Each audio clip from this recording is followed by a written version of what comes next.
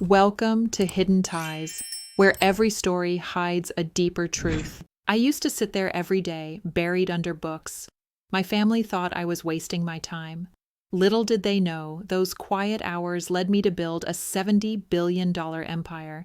They never saw it coming, especially when the truth hit them like a ton of bricks. Before we continue, tell me in the comments, where are you watching from? I'd love to know.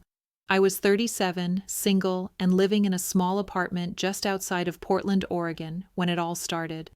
Most of my friends called me boring, and my family, they thought I was wasting my time.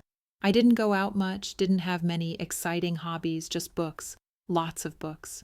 My days began at the same time, every single day, 7 a.m., coffee in hand, at the local library.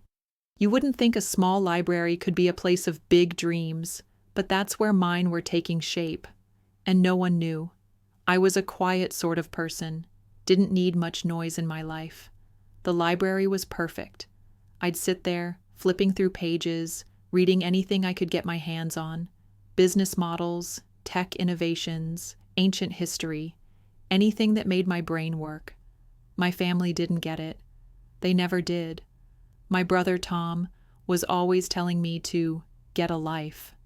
"You're wasting your potential, Vanessa," he'd say, looking at me like I was crazy. They all did. My mother, my cousins. They all thought I was just some bookworm who'd never amount to anything. "When are you going to stop reading and do something useful?" my mom would ask, shaking her head as if I were a lost cause. But they didn't know what I was up to. It was late one Tuesday when everything changed. I was sitting in my usual spot by the window, flipping through a book on financial markets, when I noticed something that set my heart racing. An idea. A business idea that no one had thought of before. Simple, really. Connect people who had money with people who needed money, but make it personal. A platform that used knowledge and connections, not just investment capital. I wrote down the idea on the back of an old napkin I found in my bag, grinning like a madwoman. It was the perfect plan. I knew it then. But I kept it to myself. It wasn't like I could tell my family. They wouldn't understand. They thought I was just wasting time. But I wasn't. I had been preparing for this moment for years. The next few months were a blur. I kept going to the library every day, my routine unchanged, but in my mind, something was shifting. I was no longer just reading, I was building. My idea, which I'd written on that napkin, started to take form. Slowly at first, like a puzzle I was piecing together one small fragment at a time. I had no money to start the business, no investors, just a vision and a ton of research. The library became my battleground. I was like a quiet general planning a war no one knew was coming. My family still didn't get it. They'd see me sitting there, surrounded by books, and roll their eyes. "You're still at that library?" Tom would ask, sounding frustrated. "You need to get out there, Vanessa. Life's passing you by." But I didn't need them to understand. What I needed was to learn how to execute my plan. I researched everything from business development to tech infrastructure, from marketing strategies to legalities. It was tedious, yes, but every day it felt like the pieces were clicking into place. One evening, I was sitting at my favorite table by the window, going through some material on how to create a platform that could connect investors with entrepreneurs in niche markets, when a man sat across from me. I didn't notice him at first, was too absorbed in my notes, but he cleared his throat after a few minutes. I looked up, startled. "Are you really going to spend your life in here?" he asked, his voice low, but strangely intense. I wasn't sure how to respond. "I guess so," I said, shrugging, not wanting to explain myself. He raised an eyebrow. "That's a lot of books for someone who doesn't have a business yet," he said, glancing at the piles surrounding me. I stared at him for a moment, not knowing what he meant. But something about the way he looked at me made me feel like he could see through all my bullshit. He could see my secrets. "What are you working on?" he asked, still studying me. For some reason, I felt like answering him. Maybe because deep down I was tired of hiding it. "I'm building something. I said, hesitant. Something big. His eyes narrowed. Big like what? I gave him a half smile, reluctant to explain further. Let's just say I'm working on a business that's going to change everything. You wouldn't understand. He laughed, leaning back in his chair. I've heard that line before. People always say they're working on something big.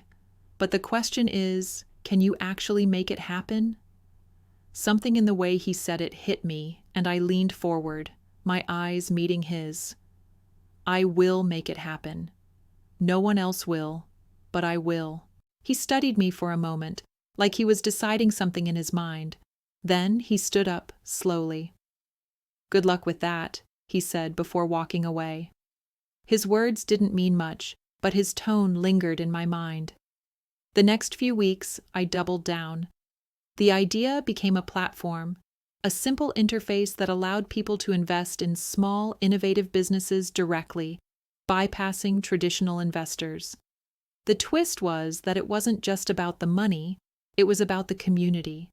I wanted to build a network where people could actually help each other, using knowledge and connections, not just cash. The website was live within a month.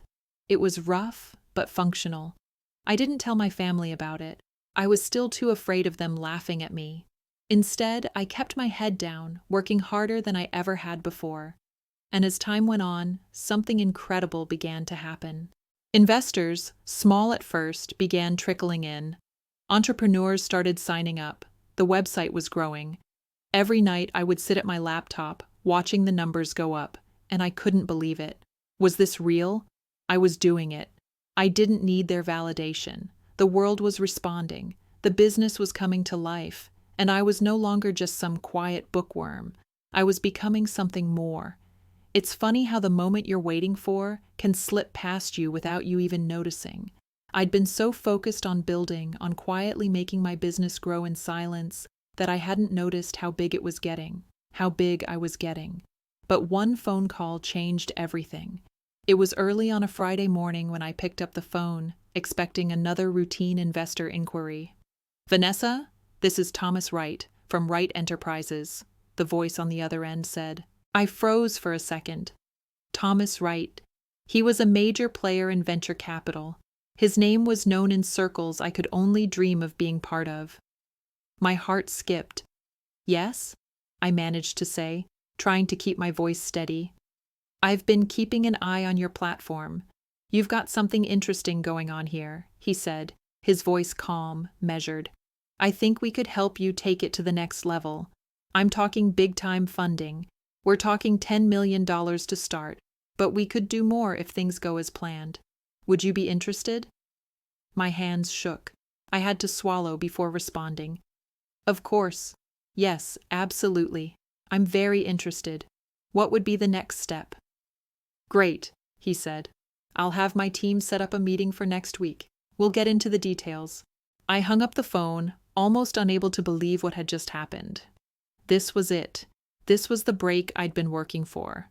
But as the days went by, something else was bubbling up inside me. A sense of dread, even though everything was going right. Something didn't sit well. The weight of my secret, of what I had kept hidden for so long, started to gnaw at me. My family still thought I was wasting my time. Tom still called me boring, still rolled his eyes when I said I was working on my business. It was time to confront them. The day of the meeting with Wright Enterprises, I decided to make the call. I called Tom, told him I needed him to come by. I needed to tell him something. I could feel my hands shaking as I dialed. He picked up quickly. What now, Vanessa? His tone was sharp, irritated. I need you to come by, I said. I have something important to show you. A long pause on the other end. Then, fine, I'll be over in an hour. An hour later, Tom was sitting at my kitchen table, looking at me with that same condescending expression he always wore when I'd tell him about my projects. I'm listening, he said, arms crossed. I took a deep breath. I've built something, a business, and it's getting big. Actually, no, scratch that. It's already big. I just got a funding offer for $10 million. He blinked. I could see his brain trying to process it, trying to find a way to laugh it off. Are you serious? From who? How? It doesn't matter how, I said. What matters is that it's happening. And I'm not just reading books in a library anymore, Tom. I'm building an empire. He stared at me, his jaw slowly dropping. His eyebrows furrowed, disbelief flooding his face. Wait? This is real? You're serious? I nodded, keeping my gaze steady. I was done hiding. I don't get it. You've been sitting in that library for years. All this time you were working on this? He asked, almost as if he couldn't fathom it. Yeah, all this time, I said, my voice steady, but a fire starting to burn inside me. While you were busy laughing at me and telling me to get a life, I was building one, a big one. For the first time in a long while, I saw a flicker of something in Tom's eyes, respect. Or was it guilt? Hard to tell, but it didn't matter anymore. I wasn't the quiet sister in the corner anymore. I was someone now. As I saw the look in his eyes shift, something snapped inside me. I realized something in that moment. He wasn't the one who'd been right all along. He wasn't the one who'd known best. I was. And this was only the beginning.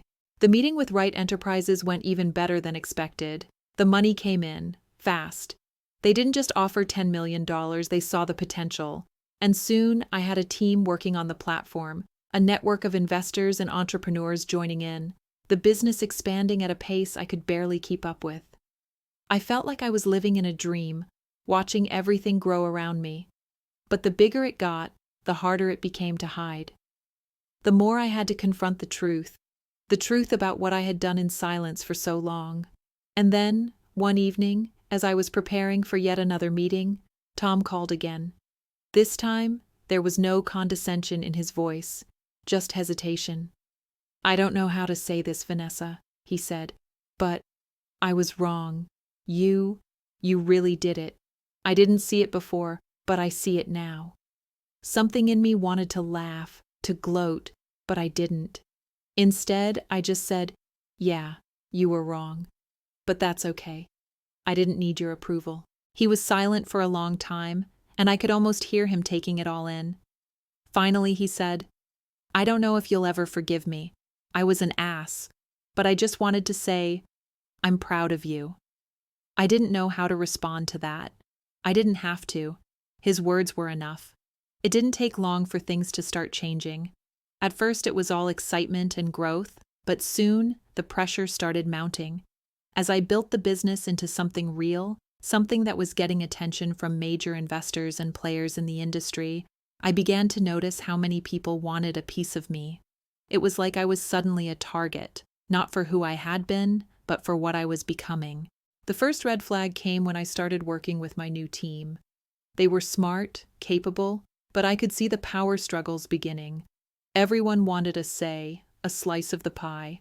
People I barely knew were telling me how to run my business, how to expand it, how to make it bigger. They didn't care about my vision. They cared about their own ambitions. One particular day stands out. It was a Monday afternoon, and I was in a conference call with one of our biggest investors, a company called Crimson Ventures. They'd put up millions of dollars already, and they were itching for more. The tone of the call was off, though. I could feel it in my gut. They weren't asking me for updates or progress. They were demanding control. Vanessa, said Greg Thomas, one of their senior partners, we've been looking over the numbers, and frankly, the current direction isn't what we envisioned. You need to scale faster. We've got a vision, and we want you to align with it, or we'll pull our funding. I felt a knot in my stomach. This wasn't the plan I had in mind. They were asking for something different, something that could change everything about what I'd built. They wanted me to make the platform less personal, more about quick, big returns. I'd built my business on trust, on connection, on quality over quantity. And now, they were asking me to sacrifice all of that. I can't just shift everything for the sake of speed, Greg, I said, trying to stay calm. My platform is about building real relationships. If I lose that, it's not the same business anymore. Greg didn't care. "You're not understanding, Vanessa. You don't have a choice here. We're offering you an opportunity, but it's only an opportunity if you do things our way." I could feel my chest tighten. It wasn't just the money, it was the power they thought they had over me. I took a breath, forcing myself to stay composed. "Let me think about it," I said, though I knew my mind was already made up. The call ended, but I didn't feel relieved. I felt trapped. Here I was, having worked for years in silence, building something with integrity, and now I was facing the harsh reality of success. It wasn't just about the money anymore, it was about maintaining control, about not letting anyone else steer my ship. That night, I sat in my living room, staring out the window, grappling with the weight of the decision ahead. I didn't sleep much, too much running through my mind.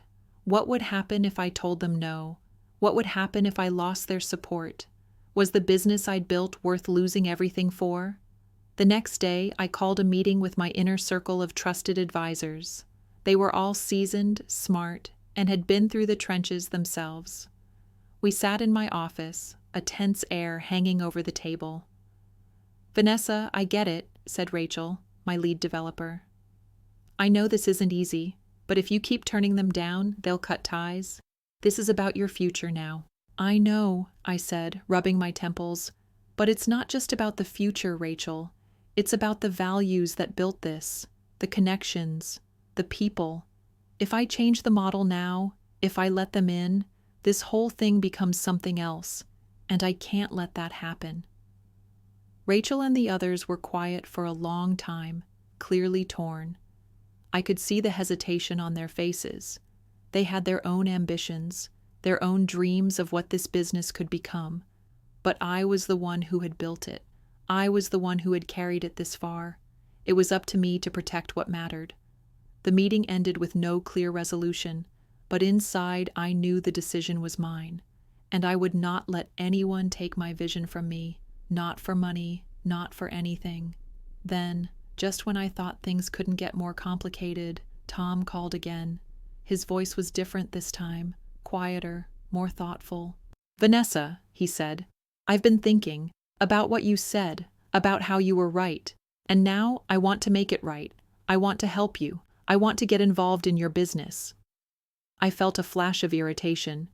"You want to help me now? After everything? After you told me I was wasting my time? You want to come in now?" I know, but hear me out," he continued. "I've seen how much this has grown, and I want to be a part of it. I can bring something to the table. I can help you with the business side. I've learned a lot in the last few years." I was speechless for a moment. Could I trust him now? Was this just another play for control? But deep down, I knew he wasn't asking for a handout. He wanted to help. And as much as I hated to admit it, he had skills that could complement mine. But at what cost? Would I regret letting him in? The truth was I was torn, but I didn't have time to decide. The pressure from the investors was mounting, and I had a limited window to make a decision. But the more I thought about it, the more I realized I didn't need to face this alone. If I was going to succeed, I'd need to trust the right people. And maybe, just maybe, that included Tom. Things moved fast after that. Too fast. It was like I had suddenly entered a whirlwind, and every time I tried to ground myself, the force of what was happening pulled me deeper into the chaos. The business, the money, the people, it was all snowballing, and I felt like I was losing control. But the bigger it got, the more I realized I had to hold on to something, anything, to keep it from slipping away. I agreed to let Tom help, and while I didn't exactly trust him, I knew there were pieces of the puzzle I was missing. He had connections, he had knowledge, and as much as I hated it, the man knew how to get things done. My team, Rachel, Greg, and the others, started to see him as an asset too. They had their doubts at first, but Tom quickly won them over with his charisma and charm. We started working together, building and refining the platform, expanding into new markets, and soon the business was truly taking off. But with success came new challenges. There was a constant pressure to scale, to move faster, to outpace the competition. My investors, particularly Greg at Crimson Ventures, weren't being subtle anymore. They wanted results, and they wanted them yesterday.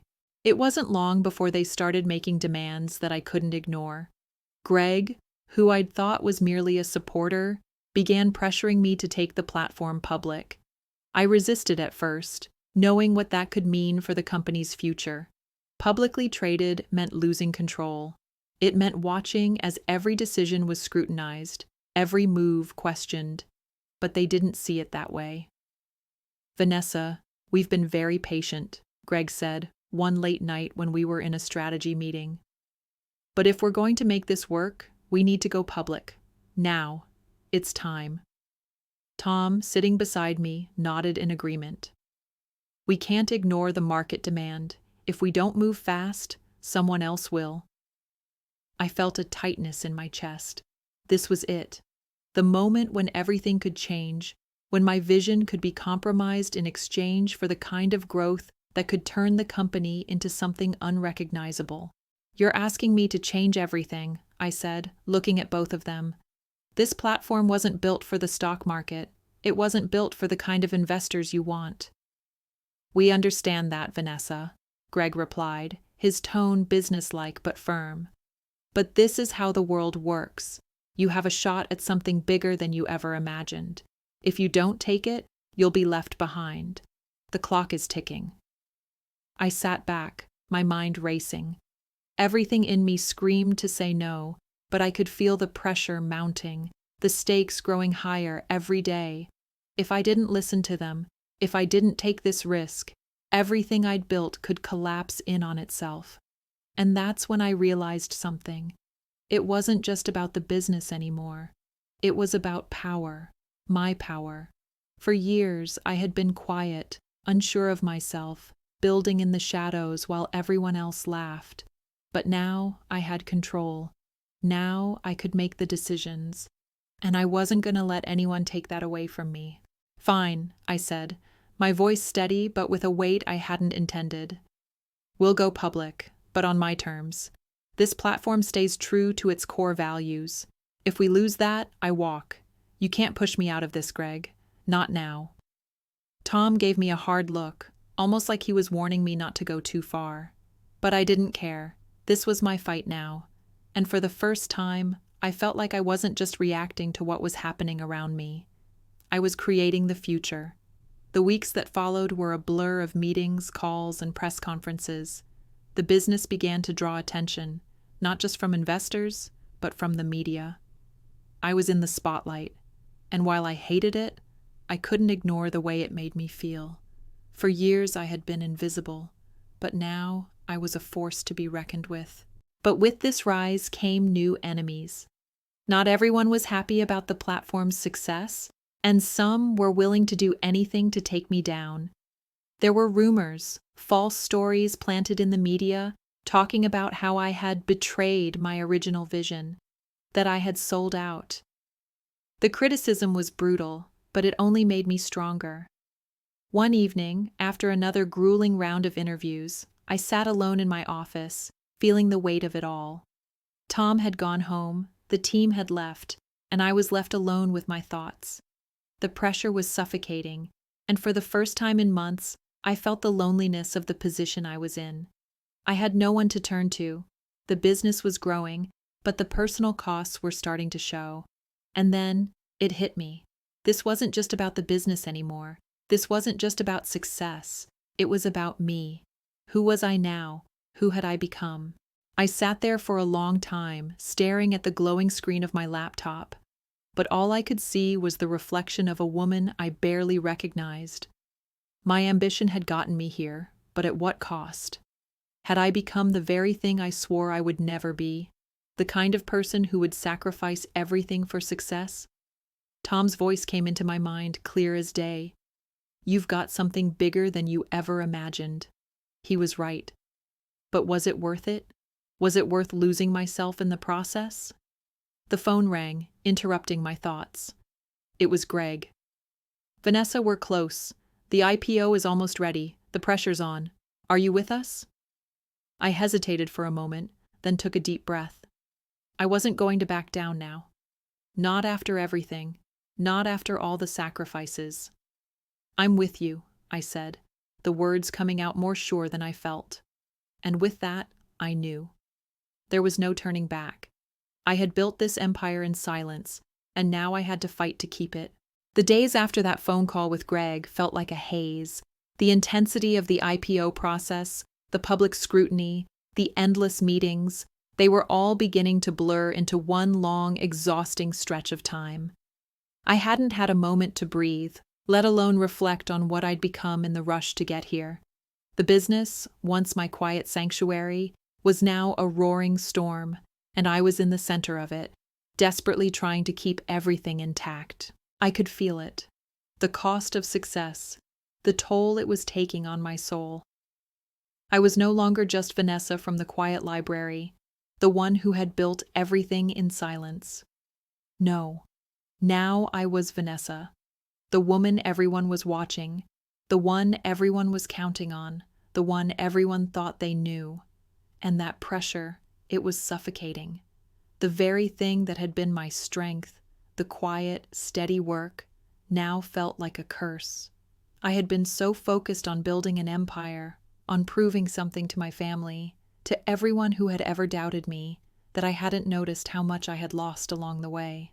The day of the IPO came quicker than I expected. It was a bright Friday morning, and the whole world seemed to be watching. The media, the investors, the executives, they were all there, gathered in the conference room, ready for the big reveal. Tom was by my side, his usual confidence matching the buzz in the air. But I wasn't feeling excited. I wasn't feeling proud. I was scared. Scared of what was about to happen, scared of how much had already changed. "Vanessa, you okay?" Tom asked, his voice low, concerned. I looked at him, trying to smile. "Yeah, just a lot on my mind." He gave me a knowing look.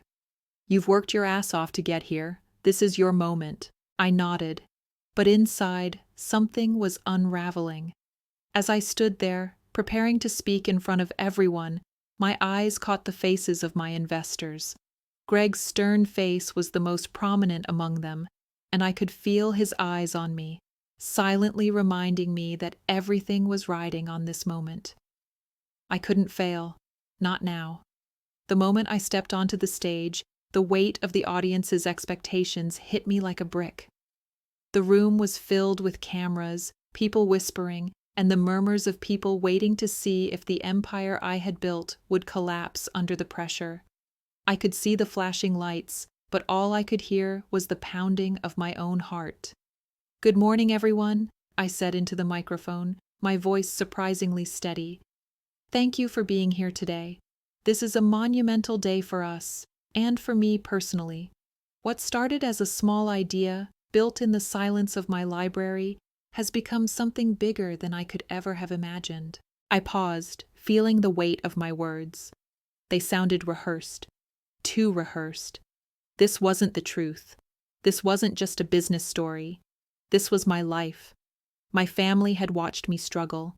My friends had seen me change, and I had lost pieces of myself along the way. I glanced at the crowd again, searching for something that felt real, something that could ground me. But all I saw were people with their own motives, their own expectations, their own dreams of what they thought I should be. And I felt the anger rise in me, the anger that I had let myself become a tool for their ambition. I had spent so much time trying to prove something to everyone that I had forgotten what it was that mattered to me.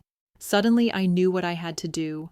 I had been playing by everyone else's rules, trying to appease them, trying to keep them happy, trying to build the empire they wanted. But now, standing there, I realized something that made everything click. I wasn't just building for them. I had to build for me. I had to rebuild what I'd lost along the way. Taking a deep breath, I looked at the audience with a newfound clarity. But beyond the numbers, beyond the media, beyond the profits, this is about people. Real people. The ones who believed in this from the beginning. This company was never just about business. It was about making a difference in the world, about creating connections that matter. And that is something I will never lose sight of. The room fell silent. I could see some of the investors' brows furrow, their smiles faltering. But I didn't care anymore. This was my truth. And with that, I knew I had made my mark. Whether the IPO succeeded or not didn't matter anymore. What mattered was that I had found my voice. I had taken back control.